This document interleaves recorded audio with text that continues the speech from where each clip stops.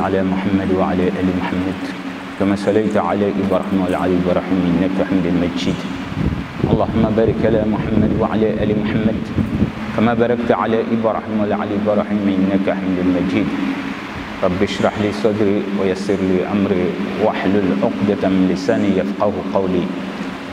Alors qu'Allah subhanahu wa ta'ala agrée notre prière, qu'il nous pardonne nos péchés, qu'il nous guide sur son droit chemin et qu'il nous laisse mourir avec la foi, chers frères et sœurs.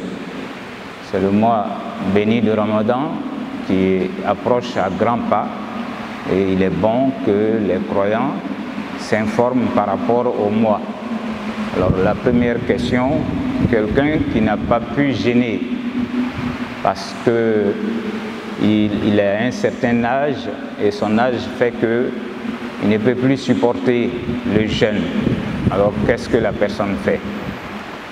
Alors Allah subhanahu wa ta'ala, il va nous dire بعد أعوذ بالله من الشيطان الرجيم بسم الله الرحمن الرحيم وعلى الذين يطيقونه فدية طعام مسكين فمن تطوع خيرا فهو خير له وأن تصوموا خير لكم إن كنتم تعلمون. Allah subhanahu wa ta'ala, c'est lui qui a initié, c'est lui qui nous a ordonné de jeûner. Alors il est le Dieu miséricordieux, il nous connaît mieux que nous-mêmes. Alors il va dire ceux qui ne peuvent pas supporter le jeûne, qu'ils puissent donner en compensation de la nourriture aux nécessiteux. Donc ceux-là, ils vont donner le moud qui peut être environ 1 kilo par jour pour le nombre de jours du jeûne. Voilà. Donc souvent nos parents, souvent les gens refusent même. Donc il faut dire que tu as jeûné peut-être combien d'années durant. Tu es dans, si tu veux, à la fin de ta vie même presque. Alors si tu ne peux pas supporter le jeûne, il ne faut pas te tuer parce que Dieu dit yuridullahu bikumul yusr wa la yuridu bikumul usr. Alors les vieilles personnes, les personnes malades vont rentrer dans ce cadre-là. La femme qui est enceinte, la femme qui est en train d'allaiter vont entrer dans ce cadre-là. Tu ne peux pas jeûner pour ces raisons-là. Dieu te dit, toi tu peux donner de la nourriture pour compenser. Voilà, surtout les vieilles personnes, que la personne soit homme ou femme. Maintenant, une femme qui est enceinte, elle a peur pour le fœtus, ou bien elle a peur pour sa propre santé. Si je m'en vais jeûner, peut-être je peux mourir, alors qu'elle doit donner naissance. Donc, elle aussi, on va lui dire, tu vas attendre jusqu'à ce que tu accouches. Tu as deux options, parce que même les disciples du prophète, ils se sont partagés là-dessus. Alors, est-ce que tu es capable de jeûner les 30 jours? Si tu peux, c'est ce qui est mieux, si tu peux. Mais si la femme sait qu'elle ne peut pas, alors Ibn Abbas et Abdullah ibn Omar et autres, et ils sont allés dans le fait que la femme enceinte, au cours du mois de Ramadan, si elle a peur de sa vie, elle a peur pour sa vie ou pour le fœtus, on peut la mettre aussi dans le cadre de la vieille personne qui ne supporte plus. C'est-à-dire, elle va donner de la nourriture. D'autres vont dire après que non, il serait mieux qu'elle donne de la nourriture parce qu'elle ne va pas jeûner. Elle a peur pour sa santé ou la santé du fœtus, mais quand elle va accoucher, elle doit compenser. Ça, c'est encore plus difficile. Voilà, c'est encore plus difficile. Donc ceux qui sont pour le fait que vraiment si elle a fini, elle jeûne simplement, ça aussi c'est un troisième point de vue. Mais moi je suis pour le premier. C'est bon que les gens le sachent. Moi je suis pour le premier qui est que si elle sait qu'en jeûnant, elle va faire du tort à son bébé, surtout quand c'est avec l'appui d'un médecin qui te dit il ne faut pas jeûner. Ou bien toi-même tu as peur, en jeûnant je peux mourir. Ben, Dieu, il a rendu sa religion facile, il te connaît mieux que toi-même. Si tu as pu compenser en donnant de la nourriture et ne pas jeûner, alors c'est faisable. Donc c'est bon qu'on connaisse ces différents avis pour que toi maintenant, qui es la personne concernée, tu regardes Alors qu'est-ce qui sera facile pour toi? Parce que si tu dis forcément, il faut forcément que la personne jeûne après et que dans le mois aussi, il faut qu'elle puisse payer pour chaque jour 1 kilo de riz à des nécessités, alors ça devient difficile. Donc vous allez trouver d'autres qui aiment cet avis-là. Mais si c'est ce qui t'enchante en tant que croyant, tu le fais, il n'y a aucun mal aussi. Voilà. Donc la troisième question concernait... Oui, la nourrice. Voilà, une nourrice, est-ce qu'elle rentre dans ce cadre-là? Voilà, la nourrice, si elle a peur qu'en jeûnant, il n'y aura pas de lait pour l'enfant, ben, la nourrice va aussi entrer dans c'est-à-dire que donner de la nourriture pour les nécessités, ces trois avis-là s'appliquent aussi à la nourrice. Maintenant, si toi, en tant que nourrice, tu te dis, moi je vais finir d'allaiter mon enfant et puis je vais compenser en jeûnant, ben alhamdulillah. Voilà, donc notre religion est une religion où il faut rendre la chose facile quand ça se doit. Donc ça c'était les trois questions que nous avons eues. S'il y a d'autres questions par rapport au jeûne ou même par rapport à la religion, Inch'Allah, on se fera fort de répondre ce que nous pouvons répondre, parce qu'on ne peut pas tout connaître.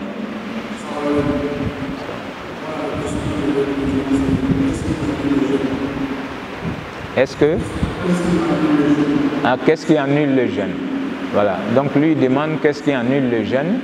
Alors une fois que tu as pris, c'est-à-dire tu as formulé l'intention de jeûner, alors ça commence depuis l'apparition de l'aurore jusqu'au coucher du soleil. Tu t'abstiens de boire, de manger, d'avoir des rapports avec ton conjoint et de faire d'autres choses qui peuvent annuler le jeûne. Donc parmi ces choses-là, tu ne peux pas boire sciemment, tu ne peux pas manger sciemment. Alors quand on jeûne aussi, le prophète va nous dire sallallahu alayhi wa sallam, lorsque vous jeûnez et vous refusez de vous abstenir des mauvais comportements, c'est-à-dire parmi cela, c'est la délation. Quelqu'un n'est pas là, toi tu t'assois à longueur de journée, tu es en train de parler sur son compte. Le prophète dit ceux qui s'adonnent à ces pratiques-là, c'est comme quelqu'un qui s'est abstenu de boire et de manger seulement, mais il n'y a pas de récompense pour son jeûne. Donc quand tu le fais, ça ne rompt pas le jeûne, mais ça efface les bénéfices que toi tu dois avoir. Alors on ne mange pas sciemment, on ne boit pas sciemment et on n'a pas de rapport avec sa femme. Tout ce qui rentre dans ce cadre-là, alors annule le jeûne si toutefois on l'a fait sciemment. Voilà, j'ai dit ce mot-là parce que ça peut arriver que vous soyez en train de dormir, vous avez fait un rêve érotique. Vous avez vu que vous êtes allé avec une femme, même si ce n'est pas votre épouse. Vous faites un rêve érotique, vous avez éjaculé le sperme. Donc à votre réveil, vous allez faire votre grande ablution. Après la grande ablution, alors vous continuez votre jeûne. Ce jeûne-là n'est pas annulé. Voilà, c'est bon de le savoir, ce jeûne n'est pas annulé. Donc lorsque par exemple quelqu'un dit que bon, je vais à l'hôpital, ben, quelqu'un qui va à l'hôpital et qui va faire une injection de vitamines, voilà, ou bien tu prends un sérum, alors pour que ce soit, si tu veux, ça t'aide à avoir la force, ces genres d'injections ou de vitamines annulent aussi le jeûne. Voilà. Donc sont certaines choses comme ça que je peux citer pêle-mêle. Alors une fois que Allah subhanahu wa ta'ala, tu veux l'adorer, il ne faut pas tricher avec Dieu.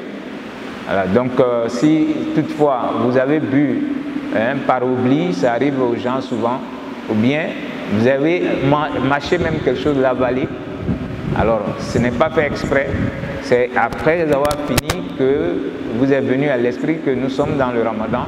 Alors le prophète dit salam, c'est Dieu qui a voulu te nourrir et qui t'a donné à boire, tu peux continuer le jeûne. Mais dans le rythme malékite, il faut même compenser après. Mais alors quand on regarde les hadiths, le prophète sallallahu alayhi wa sallam, il nous dit que celui-là, son jeûne est bon. Alors tu ne peux pas pour citer encore, te faire vomir. C'est-à-dire tu as mangé quelque chose à 4 heures du matin comme sahour, ça t'empêche d'être à l'aise. Toi-même tu fais entrer ton doigt, ça arrive, tu fais entrer ton doigt pour te faire vomir. Donc si tu te fais vomir, alors ton jeûne, tu dois l'arrêter. Tu n'es plus en train de jeûner.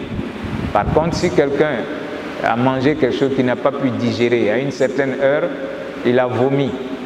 Alors, la vomissure n'est plus descendue. Il a pu enlever tout. Celui-là, il peut continuer son jeûne aussi. Alors, on ne peut pas dire qu'il a vomi, ça annule son jeûne. Donc, alhamdulillah, on peut s'arrêter à ce niveau. Le jeûne? Un voyageur. Voilà. Un voyageur, c'est Allah subhanahu wa ta'ala qui nous dit, lorsque vous êtes en voyage, alors, ou bien si vous êtes malade, compensez cela après. Donc quelqu'un qui a effectué un voyage au cours duquel surtout il peut diminuer sa prière, alors si tu pouvais réduire votre prière, ça veut dire que c'est devenu un voyage normal. Donc celui qui est dans ce voyage, Dieu te donne la permission de ne pas jeûner. Mais après le mois, il faut que tu compenses. Maintenant, ce qu'on peut dire aussi, si tu es en voyage, c'est Dieu qui te donne la concession. Il te fait la concession de ne pas jeûner. Mais si tu jeûnes, ton jeûne est accepté. Voilà, puisque le prophète lui-même, sallallahu alayhi wa sallam, il était au cours d'un voyage. Alors c'était en été, il a vu que ses disciples souffraient beaucoup. Et il y a un qui va l'approcher pour dire que, vraiment, il y a le jeûne en train d'accabler les gens. Est-ce que... Alors le prophète, il était quelqu'un de très très facile. Alors il va prendre une jarre d'eau et il va boire pour dire aux gens, celui qui veut, il peut faire comme moi. Mais celui qui veut continuer, peut continuer. C'est vous dire que lorsque vous êtes en train de faire un voyage, c'est vous qui connaissez votre corps mieux et dans quelles conditions vous êtes en train de voyager. Si les conditions du voyage font que vous pouvez jeûner, autant jeûner une bonne fois. C'est comme quelqu'un qui quitte ici, et, il prend son avion, il s'en va à Bamako. Bon, tu vas en avion, c'est climatisé et tout. Bon, on a presque les mêmes heures de rupture. Bon, si c'est moi, je préfère prendre mon avion, aller descendre et puis le soir faire la rupture avec les gens là-bas. Au lieu de dire que c'est un voyage, je ne vais pas... Bon, si tu ne jeûnes pas, tu n'as pas de péché. L'essentiel, c'est qu'après le mois, il faut compter que ce jour-là, je n'ai pas jeûné, je dois compenser. Mais si tu jeûnes aussi, alhamdulillah, alors tu as la récompense. Voilà.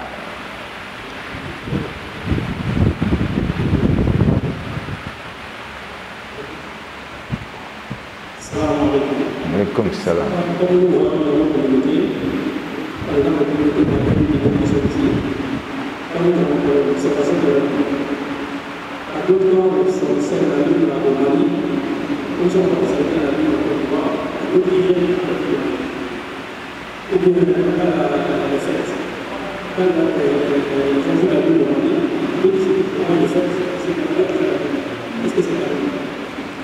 Alors, il faut dire que par rapport à ça aussi, il y a des points de vue, des éléments là-dessus. Il y a des éléments qui vont dire, lorsque vous avez les mêmes heures de prière, comme tu l'as dit, vous avez les mêmes heures de prière, une fois qu'un pays a vu, alors tous ceux qui sont dans les mêmes heures de prière peuvent considérer que la lune a été aperçue. Ça, c'est un point de vue. Par contre, d'autres vont dire, chacun doit être dans sa contrée. Comme le pays ici, la Côte d'Ivoire, nos heures de prière sont connues et nous sommes sur le même territoire. Si on a vu à Odiné, c'est pour toute la Côte d'Ivoire. Si on a vu à Bassam, ou bien on a vu à Bondoukou, c'est pour toute la Côte d'Ivoire. Voilà. Il y a d'autres qui disent que quand on dépasse ce territoire-là et aller plus loin encore, comme au Niger et autres, eux, ils doivent chercher aussi. Voilà. Donc, moi, je suis pour cet avis-là. Il faut être organisé. Ceux qui sont ici, tu vis ici, tu es malien, tu es libanais, tu es quoi?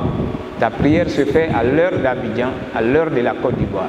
Alors, il est mieux que tu restes ici et que tu fasses attention à l'organisation.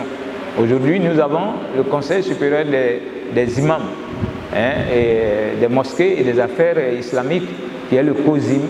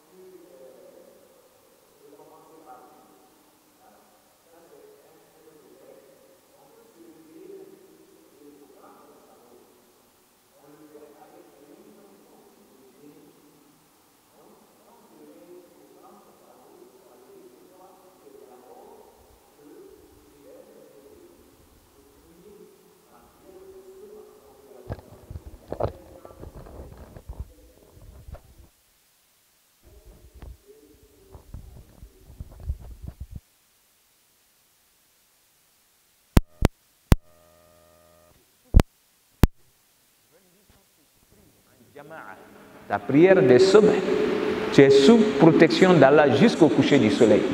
Donc celui qui s'est réveillé pour sa prière de l'aube, ça veut dire que lui, il a déjà l'intention de jeûner.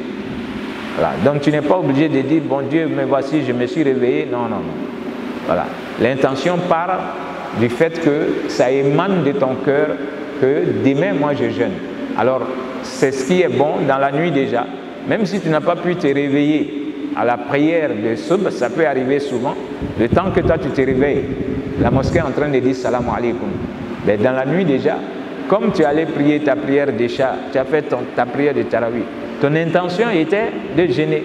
Donc il ne faut pas dire non, comme je n'ai pas pris de sahur, donc aujourd'hui là je vais... Non, non, non. Ton intention depuis la nuit était que tu allais jeûner, alors tu dois continuer le jeûne, même si tu n'as pas pris de sahur.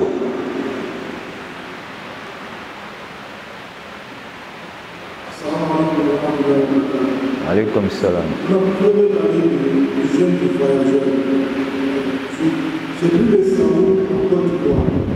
Je voyage par exemple, je vais aux États-Unis en Californie. Le moment où j'arrive là-bas, n'est pas l'heure de la culture en Californie. Qu'est-ce que je fais? Oui, ben, un voyage pareil, il serait mieux de laisser ce jour-là. Ne pas te mettre dans les contraintes. Tu voyages, c'est comme toi, tu vas vers où le soleil se couche.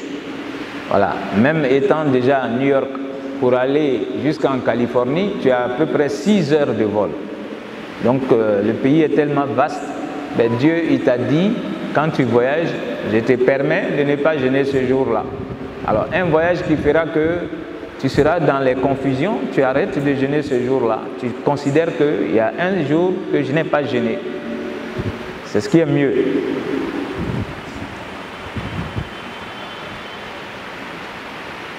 J'aimerais savoir, est-ce que la prière, c'est-à-dire Tarawih, est-ce que le mérite de cette prière est lié au jeûne?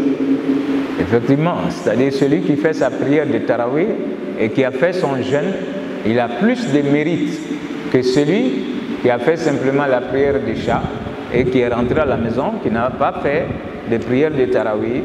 Voilà. Donc celui qui fait plus, Dieu lui donne plus. Et c'est bon de profiter de ce mois béni pour augmenter.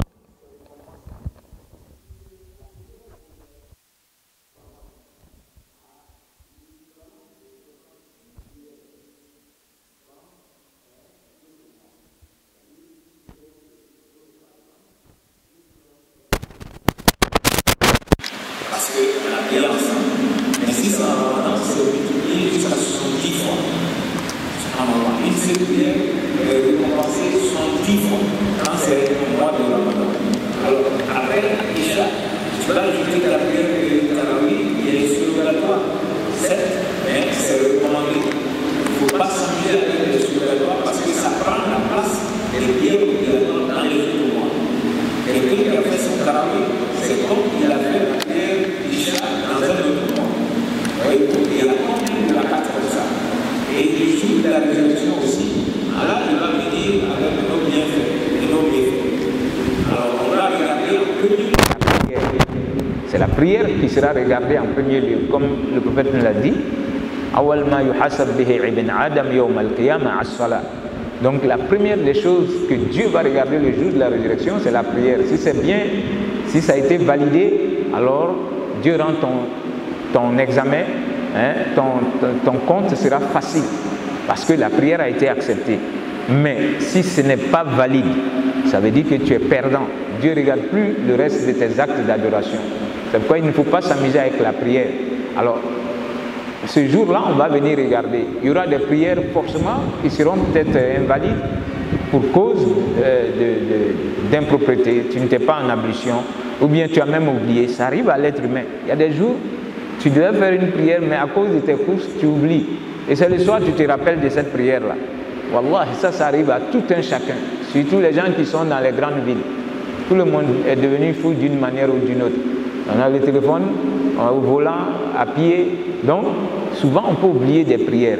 Ou bien on l'a fait pensant qu'on était en ablution. Alors, le jour-là, il n'y a plus de prière. Mais Dieu, il y a un ordinateur qui fait que il va faire sortir tout et ton esprit va tout comprendre aussi.